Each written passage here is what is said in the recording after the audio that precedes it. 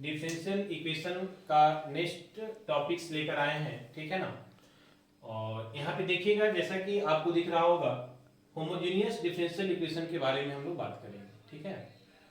तो थोड़ा सा हम आपको बेसिक पहले बताएंगे कि होमोजेनियस डिफरेंशियल इक्वेशंस होता क्या है, कैसा होता है ना। और फिर हम बताएंगे कि आपको होमोजेनियस डिफरेंशियल इक्वेशन अगर है तो उसको हम लोग कैसे सॉल्व करेंगे। समझ में आ रही बात, क्लियर है। अब होमोजेनियस डिफरेंशियल इक्वेशंस को समझने के लिए थोड़ा सा आपको होमोजेनियस फंक्शन को समझना पड़ेगा कि होमोजेनियस फंक्शन कैसा होता है, और वही होमोजेनियस फंक्शन से हमारा क्या बनता है, होमोजेनियस डिफरेंशियल इक्वेशन बनता है। समझ में आ रही बात, क्लियर है ना। तो ध्यान से समझिएगा, देखिएगा थोड़ा सा, है ना, बहुत आसान है, बस थोड़ा सा ध्यान देना है। कोई भी फंक्शन ऐसा हो जो कि हमारा पावर सेम हो, मतलब x और y का ऐसा फंक्शन, देखिए यहां पे ध्यान दीजिएगा, कोई फंक्शन x और y में ऐसा हो कि x और y का पावर क्या होना चाहिए, सेम होना चाहिए। समझ में आ रही बात। पावर का मतलब क्या समझते हैं, तो हमारा जो डिग्री है वो क्या होना चाहिए, सेम होना चाहिए, ठीक है ना। कहने का मतलब है, एक एग्जांपल हम आपको ले रहे हैं कि अगर कोई फंक्शन ऐसा है कि x q in plus x square y, ठीक है, this is x square into y और प्लस वाई क्यू, कुछ ऐसा है। समझ में आ रही बात, ठीक है ना। तो इस टाइप के फंक्शन को हम लोग क्या बोलेंगे, होमोजेनियस फंक्शन बोलेंगे। अब आप बोलेंगे सर क्यों ऐसा, इसमें क्या है।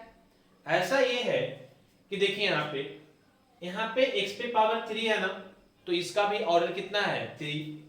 यहाँ एक्स स्क्वायर है और इंटू वाई है, तो y पे हमारा कितना हो गया, 1। तो इंटू, तो एक 2 और एक पावर इस पे y पे 1 पावर है, तो 2 और प्लस 1 कितना हो गया, 3। यहाँ कितना है, y पे पावर 3। तो कहने का मतलब है कि इसका सारे टर्म्स का हमारा जो ऑर्डर है, समझ में आ रही बात, है ना, जो हमारा डिग्री है वो हमारा क्या है, सेम है। ऑर्डर नहीं बोलेंगे, ऑर्डर तो हमारा डिफरेंशियल फॉर्म में आएगा, जैसे हमारा फर्स्ट ऑर्डर हो गया, यहाँ पे हम लोग डिग्री बोलेंगे। समझ में आ रही बात। तो चूंकि सारे टर्म का जो डिग्री है वो क्या है, सेम है, and that will be equal to n, जो हमारा डिग्री है वो सबका सेम होना चाहिए। वो किसके बराबर है, n के बराबर। n का मतलब क्या हुआ कि कोई भी n नंबर हो सकता है, 2 हो सकता है, 3 हो सकता है, 4 हो सकता है, 5 हो सकता है। समझ में आ रही बात। जैसे यहाँ पे n का वैल्यू कितना है, 3। यहाँ भी x पे हमारा जो ऑर्डर है वो कितना, हाँ, हमारा जो डिग्री है वो कितना हो गया, 3। और यहाँ भी एक्स स्क्वायर और इंटू यहाँ पे एक 1 है ऑर्डर। समझ में आ रही बात। तो 2 और प्लस 1 कितना हो गया, यहाँ भी 3 हो गया।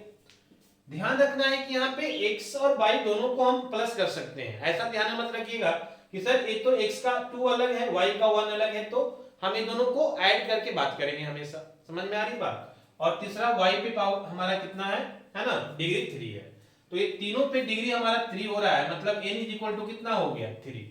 तो वैसा फंक्शन जिसमें डिग्री जो है वो सारे टर्म का है ना सेम है, and that will be equal to n, उसको हम लोग क्या बोलेंगे, है ना, होमोजेनियस फंक्शन बोलेंगे। तो ये तो हमारा हो गया होमोजेनियस फंक्शन। समझ में आ रही बात। और भी एग्जांपल आप देख सकते हैं कि मान लिया जाए एक्स वाई कुछ ऐसा है ना, कुछ मान लीजिए कि एक्स स्क्वायर है माइनस वाई स्क्वायर है प्लस एक्स इंटू वाई है। समझ में आ रही बात, है ना। ये फिर से क्या है, होमोजेनियस। क्यों, देखिए यहाँ भी हमारा जो डिग्री है 2, यहाँ भी डिग्री कितना है, 2, और यहाँ भी डिग्री कितना हो गया, x पे 1 और y पे 1, तो दोनों की मिला कितना हो जाएगा, 2 हो जाएगा। समझ में आ रही बात। तो फिर से हमारा जो है degree that will be equal to same है और इक्वल टू n है।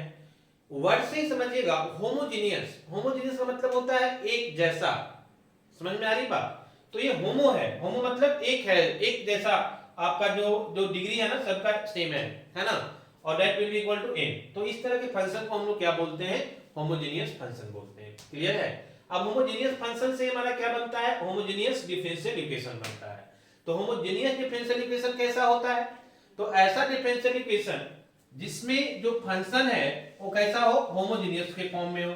जैसे मेरी बात को समझिएगा, यहाँ पे अगर कोई पहले डिफरेंशियल इक्वेशन कब कहलाता है, जब उसमें हमारा जो डिपेंडेंट वेरिएबल है उसका डेरिवेटिव फॉर्म होना चाहिए। तो डिपेंडेंट वेरिएबल हमारा y होता है और y का डिफरेंशियल फॉर्म होने का मतलब है कि ये क्या होना चाहिए, dy अपॉन dx होना चाहिए। क्लियर है? तो अगर dy अपॉन dx के फॉर्म में हो और दूसरा क्या हो, होमोजेनियस हो, तो dy अपॉन dx क्या रिप्रेजेंट कर रहा है, डिफरेंशियल इक्वेशन को। और जो हमारा सेम ऑर्डर का आएगा, सेम डिग्री का जो हमारा टर्म आएगा वो क्या रिप्रेजेंट करेगा, होमोजेनियस को। जैसे that will be equal to हम लिख सकते हैं कुछ इस तरह से, है ना, कि मान लीजिए कि x square minus y square upon, है ना, x इंटू वाई, ऐसा भी हम बोल सकते हैं। क्लियर है बात? तो ये फिर से हमारा जो टर्म डिफाइन हो रहा है वो टर्म कैसा डिफाइन हो रहा है, तो आपको समझ में आ रहा होगा कि ये हमारा एक्स स्क्वायर, यहाँ भी वाई स्क्वायर, मतलब यहाँ भी डिग्री 2, यहाँ भी डिग्री 2, और फिर से एक डिग्री इस पे एक इस पे, फिर से डिग्री कितना हो गया, 2। तो ये सारे टर्म का डिग्री फिर से हमारा क्या है, सेम है ना, और किसके बराबर है, 2 के बराबर है। तो ये जो फंक्शन है वो कैसा हो गया, ये जो हमारा रिप्रेजेंट हो रहा है वो होमोजेनियस हो गया। और ये क्या रिप्रेजेंट कर रहा है, डिफरेंशियल फॉर्म। तो डिफरेंशियल फॉर्म हो गया और ये होमोजेनियस हो गया, तो दोनों मिलकर हमारा क्या बन गया, होमोजेनियस डिफरेंशियल इक्वेशन। तो dy अपॉन dx रहेगा तभी हमारा डिफरेंशियल इक्वेशन कहलाएगा, जो कि हम पहले भी बात कर चुके हैं। क्लियर है ना? तो ये dy अपॉन dx हो गया। बाकी फंक्शन कैसा आ रहा है, होमोजेनियस के फॉर्म में, इसीलिए नाम क्या पड़ गया, डिफरेंशियल, है ना, होमोजेनियस डिफरेंशियल इक्वेशन। तो चीजें आपको समझ में आ रहा होगा कि होमोजेनियस का मतलब क्या होता है। क्लियर है? सिंपल याद रखना है कि सारे टर्म का हमारा जो है ना डिग्री है वो क्या होना चाहिए, सेम होना चाहिए, तब उसको हम लोग बोलते हैं क्या, डिफरेंशियल इक्वेशन। और dy अपॉन dx मतलब डिपेंडेंट वेरिएबल का डेरिवेटिव फॉर्म होना चाहिए, है ना। तो हमारा टोटल दोनों मिलाकर क्या कहला जाएगा, डिफरेंशियल होमोजेनियस डिफरेंशियल इक्वेशन कहला जाएगा। समझ में आ रही बात है ना? अब क्वेश्चन उठता है कि इसको सॉल्व कैसे करेंगे। तो सॉल्व करने के लिए एक चीज और ध्यान रखिएगा, यहाँ पे हम 3 पॉइंट बताएं, 2 पॉइंट अभी तक, कि होमोजेनियस फंक्शन का मतलब क्या होता है, फिर होमोजेनियस डिफरेंशियल इक्वेशन कैसा होगा, और तीसरा हम बता रहे हैं कि होमोजेनियस डिफरेंशियल इक्वेशंस को हम हमेशा जो है f of y upon x के फॉर्म में रिप्रेजेंट कर सकते हैं। कैसा कर सकते हैं, f of y upon x के फॉर्म में रिप्रेजेंट कर सकते हैं। जैसे मेरी बात को ध्यान से समझिएगा, जैसे मान लीजिए कि हमारा यहाँ पे एक dy upon dx is equal to, एक हमारा इक्वेशन है x square minus y square upon x into y. Clear है ना? आप क्या कीजिए, इसके सारे टर्म में एक्स स्क्वायर से डिवाइड कर दीजिए। ये जो पूरा टर्म है इसको एक्स स्क्वायर से क्या करते हैं, डिवाइड कर देते हैं। क्या आ जाएगा, तो dy upon dx is equal to, है ना, that will be equal to हमारा कितना हो जाएगा, तो एक्स स्क्वायर से आप डिवाइड कीजिएगा तो हमारा 1 आ जाएगा, माइनस ये हमारा आ जाएगा वाई स्क्वायर अपॉन कितना, एक्स स्क्वायर, और नीचे हमारा कितना आ जाएगा, एक्स वाई है ना, और नीचे कितना है, डिवाइड कितना से करना है, एक्स स्क्वायर से, तो एक्स स्क्वायर से हम डिवाइड कर दिए। कहने का मतलब एक्स वाई और ये हम एक्स स्क्वायर से डिवाइड कर दिए। क्लियर है ना बात? अब ये फॉर्म हमारा कैसा आ जाएगा बताइए, ये जो हमारा फॉर्म आ जाएगा ये कुछ इस तरह से आ जाएगा, देखिएगा कि dy upon dx is equal to, ये तो हमारा 1 हो गया, माइनस इसको हम लिख सकते हैं ना y अपॉन x का होल स्क्वायर, क्योंकि दोनों की पावर 2 है, और नीचे क्या हो जाएगा, x और x कैंसिल हो जाएगा, मतलब क्या बचेगा, y अपॉन x। तो अब हम इसको बोल सकते हैं कि dy upon dx, dy upon dx एक किसमें आ गया है, function of x upon y में आ गया, y अपॉन x में आ गया है। किसमें आ गया है, function of y upon x में आ गया है। तो कहने का मतलब ये हुआ, मेरी बात को ध्यान से समझिएगा यहाँ पे, ठीक है, कि अगर आपका होमोजेनियस डिफरेंशियल इक्वेशन रहेगा तो हमेशा किस फॉर्मेट में आ जाएगा, dy upon dx is equal to, है ना, function of y upon x के फॉर्मेट में आ जाएगा। समझ में आ रही बात? क्लियर? या फिर ऐसे बोलिए कि अगर कोई डिफरेंशियल इक्वेशन इस फॉर्मेट में आ रहा है, इसके मतलब एक डिफरेंशियल इक्वेशन कैसा होगा, है ना, होमोजेनियस होगा। तो बात दोनों सेम है, तो आप इधर से बोले या उधर से बोले। फिर से हम आपको रिपीट कर रहे हैं कि अगर हमारे पास होमोजेनियस डिफरेंशियल इक्वेशन है तो वो क्या आ जाएगा, इस फॉर्मेट में आ जाएगा कि dy upon dx is equal to f of y upon x। हमेशा x स्क्वायर से आप डिवाइड कर दीजिएगा, ये इसका बेसिक कॉन्सेप्ट है। क्लियर है ना। दूसरा क्या बोले, पहला क्या बोले कि अगर डिफरेंशियल इक्वेशन है ना, होमोजेनियस डिफरेंशियल इक्वेशन है तो ये इस फॉर्म में आ जाएगा। दूसरा क्या बोल रहे कि अगर इस फॉर्म में आ रहा है इसके मतलब ये क्या है, होमोजेनियस डिफरेंशियल इक्वेशन है। समझ में आ रही बात। तो दोनों एक दूसरे को रिलेट करके आप समझ सकते हैं बातों को। जैसे अब आइए क्वेश्चन पे आते हैं। तो यहां से 3 पॉइंट, बेसिक 3 पॉइंट आपको समझना है। पहला कि होमोजेनियस फंक्शन कैसा होता है, होमोजेनियस इक्वेशन कैसा होता है, और होमोजेनियस इक्वेशन रहेगा तो वो किस फॉर्म में आएगा। क्लियर है ना। या फिर इस फॉर्म में आ रहा है इसके मतलब वो डिफरेंशियल इक्वेशन कैसा है, होमोजेनियस डिफरेंशियल इक्वेशन है। क्लियर है बात। तो ये 3 पॉइंट यहां से समझना है। क्लियर। उसके बाद हम आते हैं क्वेश्चंस पे, क्वेश्चन कैसे पूछता है और कैसे इसका सॉल्यूशन करेंगे। क्लियर है ना बात। तो क्वेश्चन बोला जा रहा है show that the differential equation this is equal to 0 is a homogeneous and solve it. दोनों काम करना है। बोल रहा है पहले तो ये बताइए कि ये जो डिफरेंशियल इक्वेशन है वो होमोजेनियस है, और फिर बोल रहा है कि अगर होमोजेनियस है वो तो शो करने के लिए बोल रहा है, मतलब है तभी तो शो करना है। और उसके बाद बोल रहा है कि इसको सॉल्व भी कीजिए, सॉल्व इट। ठीक है ना। तो होमोजेनियस डिफरेंशियल इक्वेशन ए है, इसको शो करने के लिए वो क्या करना होगा कि अगर इसको dy upon dx F of y upon x के फॉर्म में आ जाता है, इसके मतलब है कि ये जो हमारा इक्वेशन है वो कैसा है, डिफरेंशियल, होमोजेनियस डिफरेंशियल इक्वेशन है। अभी हम बताएं आप कि अगर कोई होमोजेनियस डिफरेंशियल इक्वेशन है तो वो इस फॉर्म में आ जाएगा, है ना। और दूसरा क्या कि अगर इस फॉर्म में आ जाता है इसके मतलब है कि ये हमारा क्या है ना, डिफरेंशियल होमोजेनियस डिफरेंशियल इक्वेशन है। समझ में आ रही बात। तो इसको हम देखेंगे, इस फॉर्म में लाने की कोशिश करेंगे। अगर एक डिफरेंशियल इक्वेशन इस फॉर्म में आ जाता है तो हम बोल देंगे कि भाई मेरा जो डिफरेंशियल इक्वेशन है वो कैसा है, होमोजेनियस डिफरेंशियल इक्वेशन है। समझ में आई बात। चलिए आइए इसको सॉल्व करते हैं। देखिए कैसे, ध्यान दीजिएगा, समझिएगा मेरी बात को। हमारे पास जो क्वेश्चंस है वो क्वेश्चंस क्या है देखिएगा यहाँ पे, है ना। क्वेश्चन दिया हुआ है this is 2x² into dy upon dx minus 2x plus y² is equal to 0। समझ में आ रही बात। तो ये तो हमारा क्या है ना, क्वेश्चंस है कि this is the 2x² into, है ना, into dy upon dx minus 2x plus y² is equal to 0 है। समझ में आ रही बात है। अब देखो क्या करना है, हम क्या पहले क्या करना है, इसको सोल्व करना है, इसको दिखाना है कि भाई ये जो इक्वेशन है वो डिफरेंशियल इक्वेशन है। कैसे दिखाएंगे, अगर इस फॉर्म में आ जाएगा तो हम बोल देंगे कि हमारा जो डिफरेंशियल इक्वेशन, जो हमारा डिफरेंशियल इक्वेशन है वो कैसा है, होमोजेनियस डिफरेंशियल इक्वेशन है। चलिए आइए, है ना। पहले हम क्या करते हैं, dy upon dx is equal to लाना होता है ना, तो पहले dy अपॉन dx को एक्साइट कर लेते हैं। This is dy upon dx is equal to, है ना, ये इधर आएगा तो प्लस हो जाएगा ना 2x और a हो जाएगा आपका माइनस y², और यहाँ पे इनटू में है 2x², यहाँ आएगा तो क्या हो जाएगा, ये डिवाइड हो जाएगा 2x²। यहाँ तक कोई दिक्कत नहीं होना चाहिए। क्लियर है ना बात। चलिए आ जाइए। अब अगर हम इसको सॉल्व करते हैं आगे तो ये dy upon dx is equal to कितना आ जाएगा जी, है ना। तो आप क्या कीजिए कि इसको आप x² से क्या करते थे, डिवाइड करते थे ना, तो आप यहां से डिवाइड कर दीजिए, है ना, dividing by x² in all terms of RHS। RHS के सभी टर्म में हम क्या कर रहे हैं, तो x² से डिवाइड कर रहे हैं। समझ में आ रही बात। यहां भी हम आपको किए थे, हम हमेशा बोल रहे हैं ना इसी तरह से हम चेक करेंगे। क्लियर है। तो यहाँ पे आप डिवाइड करेंगे तो क्या मिल जाएगा बताइए, ये 2xy है, यहां भी आपको, है ना,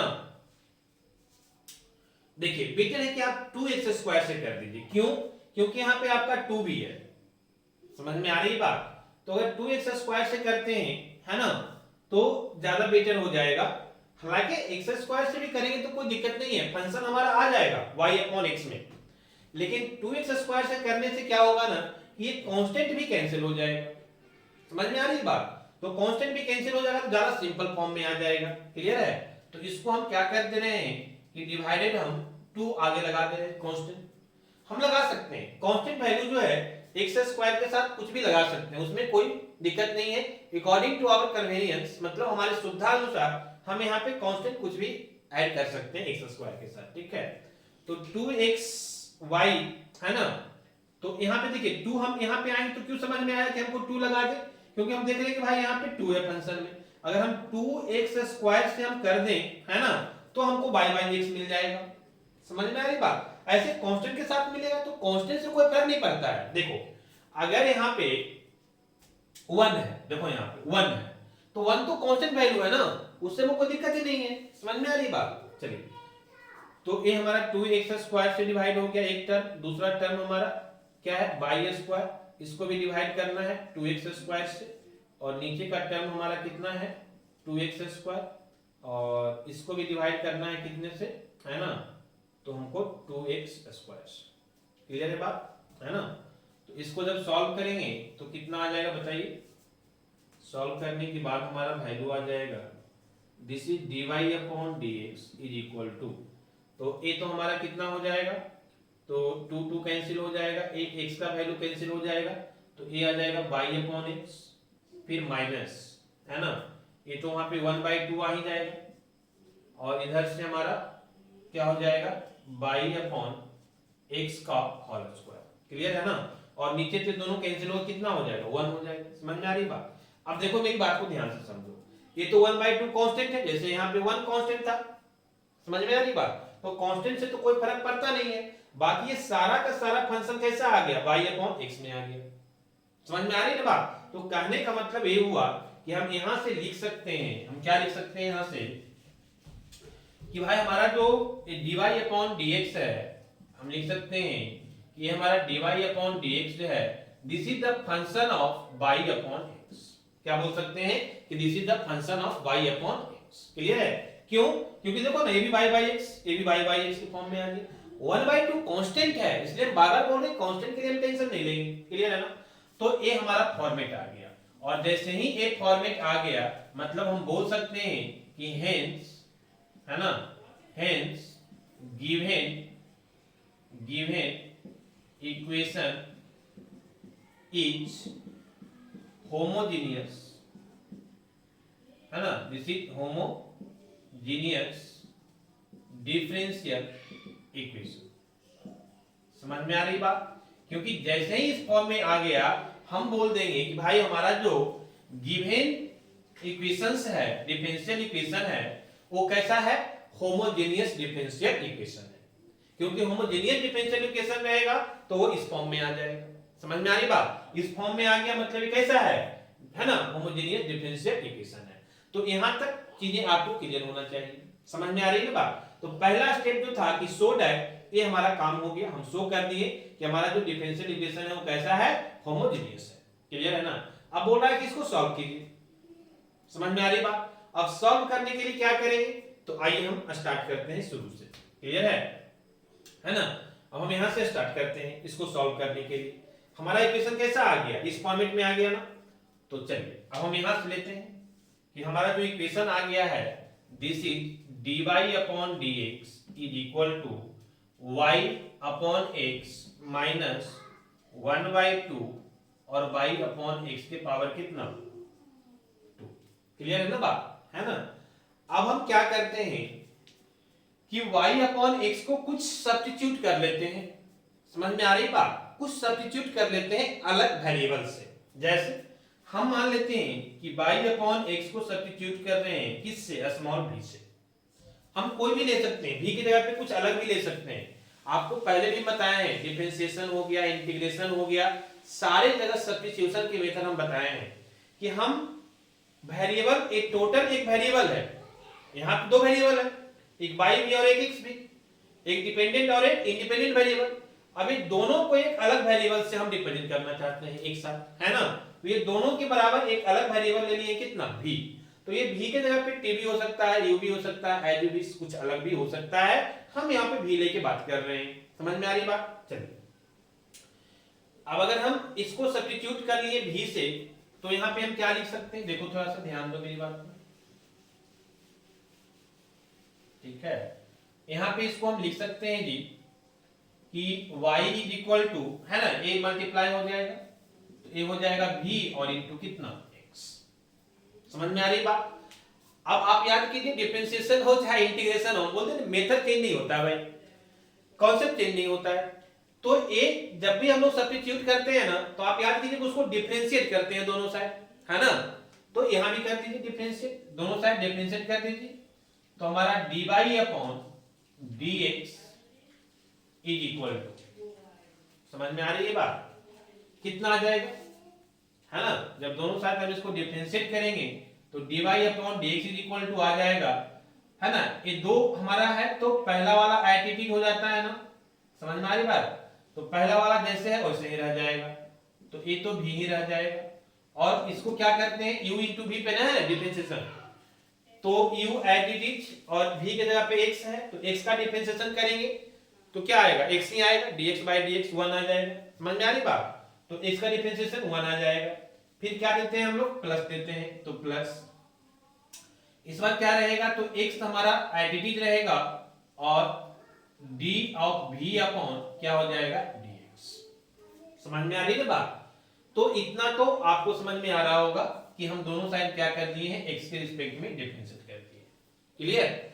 अगर कोई प्रॉब्लम्स है तो यहां पे लिख लीजिएगा, डिफरेंशिएटिंग बोथ साइड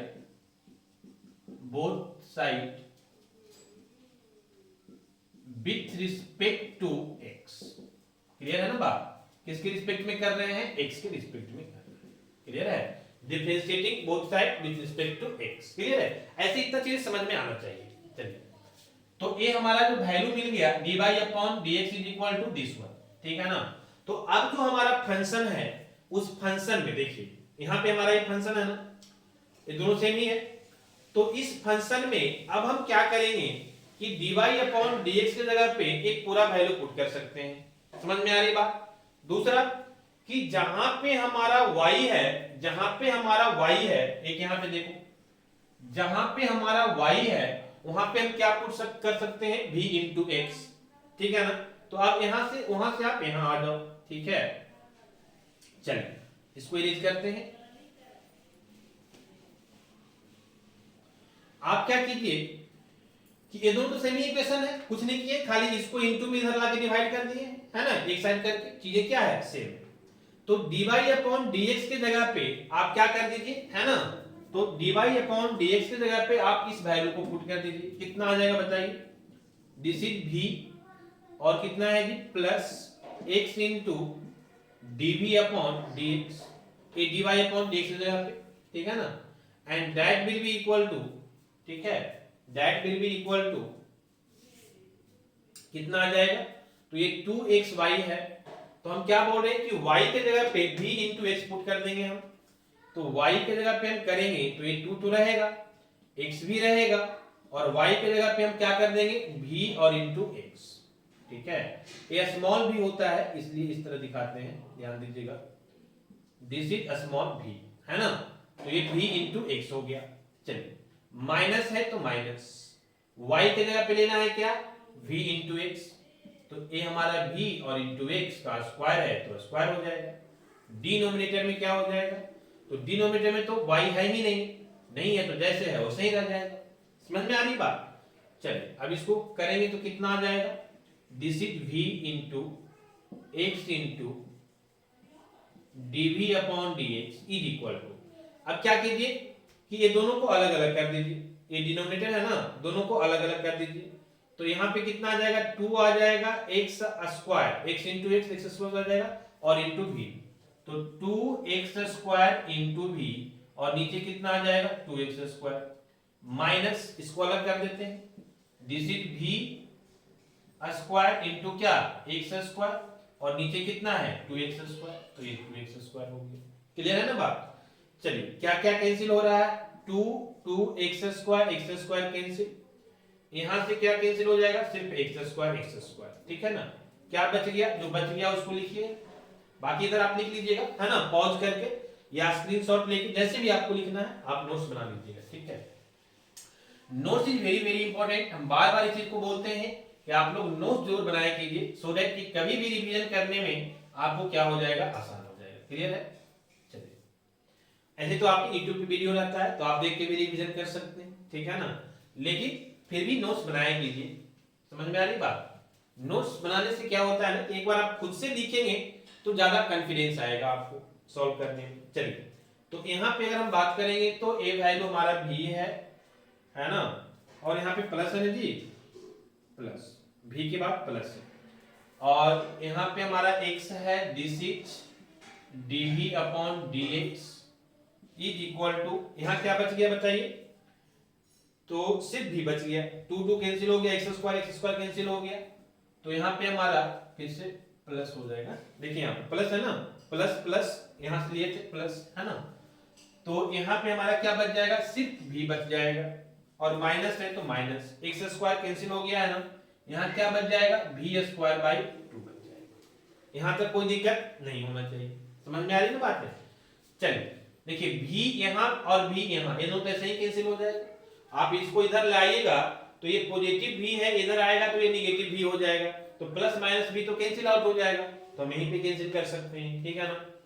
चलिए अब क्या कीजिए कि सेपरेबल वाला कंडीशन याद कीजिए, तो हम इसके पहले वाला क्लास में बताए कल कि सेपरेबल है ना, वेरिएबल सेपरेबल हम लोग करते हैं कि दो वेरिएबल को, जैसे यहाँ पे dv है तो v वाले को dv के साथ कर लेंगे, और एक वेरिएबल क्या है x, तो x को dx के साथ कर लेंगे। समझ में आ रही बात? चलिए, तो यहाँ पे करेंगे तो कितना आ जाएगा हमारा वैल्यू, ठीक है, यहाँ पे आप इसको करेंगे तो ये माइनस बच गया ना, पहले इसको लिख लीजिए, कंफ्यूज मत कीजिए, this is dv upon dx is equal to कितना बच गया, माइनस v² बाई 2 बच गया। क्लियर है ना बात? चलिए, अब इस v² को आप इधर ले आइए, तो ये dv बटा क्या हो जाएगा, v²। समझ में आ रही बात है ना, तो एक dv अपॉन v² हो जाएगा, ठीक है ना, और x को इधर ले आइए तो x dx इधर हो जाएगा। ये चीज समझने में कहीं दिक्कत तो नहीं हो रहा है? अगर दिक्कत हो रहा है तो सीधे सीधे जो है क्रॉस मल्टीप्लाई कर दीजिए, एक स्टेप और जाएगा, यही ना, लेकिन समझ में आनी चाहिए बात, है ना। हम डायरेक्ट कर देंगे, आपको अगर समझने में दिक्कत हो जाएगा तो फिर मुश्किल है ना, एक स्टेप ज्यादा जाए वो बेटर है, लेकिन चीजें क्लियरली समझ में आना चाहिए। तो हम क्या कर रहे हैं, सिंपली क्रॉस मल्टीप्लाई कर रहे हैं, तो क्रॉस मल्टीप्लाई करेंगे तो कितना हो जाएगा बताइए, ये हमारा यहाँ पे 2x हो जाएगा इनटू dv अपॉन 2 इधर आके मल्टीप्लाई हो गया ना x में, और ये dv अपॉन dx रह गया, ठीक है, तो dv को कर लीजिए एक साथ, ठीक है, इनटू x और इनटू dv, x तो इधर मल्टीप्लाई हो जाएगा ना इसके साथ, v के साथ, तो that will be equal to, ये तो माइनस यहाँ रह गया है ना, और क्या रह गया बताइए, तो माइनस और v² रह गया, और इनटू यहां से क्या आ जाएगा, dx आ जाएगा, ठीक है ना। अब क्या कीजिए कि v² को dv के साथ ले आइए और 2x को x के साथ कर लीजिए, तो यहां पे आप करेंगे तो एक dv यहां इनटू में है v² तो आगे डिवाइड हो जाएगा, is equal to minus x बचा ना, माइनस x बचा, तो a इधर आगे क्या हो जाएगा आपको, a भी इनटू में 2x है, आगे डिवाइड हो जाएगा 2x। कोई दिक्कत यहां तक नहीं ना, बहुत आसान है, बहुत सिंपल है। अब क्या करना है, अब कुछ नहीं, आप दोनों साइड डिफरेंशिएट कर दीजिए। आप याद कीजिए कि वेरिएबल सेपरेबल में हम यही करते हैं कि दोनों वेरिएबल को एक साइड कर लेते हैं सेपरेट अलग अलग, और फिर क्या कर देते हैं, इंटीग्रेट कर देते हैं। तो अब इसको इंटीग्रेट कर दीजिए, इंटीग्रेट करेंगे तो क्या आ जाएगा बताइए, आपको पता है कि 1/x² का, इसको लिख सकते हैं ना इस तरह से, कंफ्यूजन नहीं होना चाहिए, 1/v² into dv is equal to minus, इसको 2 को बाहर निकाल लीजिए तो 1/2 हो जाएगा, इंटीग्रेशन कितना बचेगा, x बचेगा यहाँ पे 1/x और इंटू कितना dx। क्लियर है बात? तो ये हमारा क्या बच जाएगा, dx, ठीक है ना। अब देखिए 1/x² का क्या होता है इंटीग्रेशन, माइनस 1/x, तो 1/v² कितना हो जाएगा, माइनस 1/v, और 1/x का हमारा क्या हो जाएगा, log of x। बहुत आसान है, कर दीजिए दोनों को। कहने का मतलब हुआ कि यहां से जब हम इसको इंटीग्रेशन कर देंगे तो ए हमारा, आप चाहो तो ऐसे भी कर सकते हो, देखो कि ए ऊपर चला जाएगा भी तो -2 इंटू डी वी, लेकिन इसको करने के बाद फाइनली वही आएगा। क्या आएगा फाइनली कि v पे पावर है ना n-1, तो v पे पावर -2 n+1, तो यहां हो जाएगा -2 + 1, है ना। इसको सॉल्व करोगे तो a -1 ऊपर पावर बचेगा जो कि नीचे आके 1/v हो जाएगा, और यहाँ प्लस माइनस -1 बचेगा, तो -1/v आ जाएगा। समझ में आ रही बात। तो सॉल्यूशन करने के बाद हमारा आंसर वही आएगा। इसलिए अब यहाँ पे आप लोग को इस कंडीशन तक, क्योंकि आप डिफरेंशिएशन पर है, फिर इंटीग्रेशन पर है, फिर आप डिफरेंशियल इक्वेशन पढ़ रहे हैं, तो अब आप डायरेक्ट करना यहाँ पे सीख जाइए। ठीक है, इतना हम आपको बता दिए ताकि दिक्कत ना हो कि कहां से आ गया डायरेक्ट। ठीक है ना, तो ये डायरेक्ट